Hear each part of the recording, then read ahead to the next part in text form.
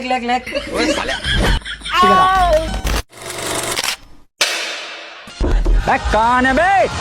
আমরা শেডি থেকে এসেছি। কালকে কি বাইক চুরি হয়েছিল? হ্যাঁ, বিলাসদার বাড়িতে চুরি হয়েছিল। কে এই বিলাস?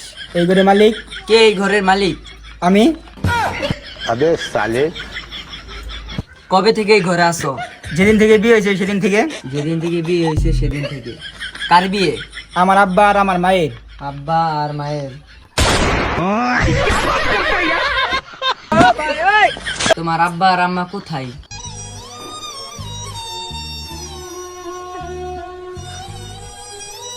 সরি ভাই, আমি জানতাম না। 2 তলার উপর ঘরে।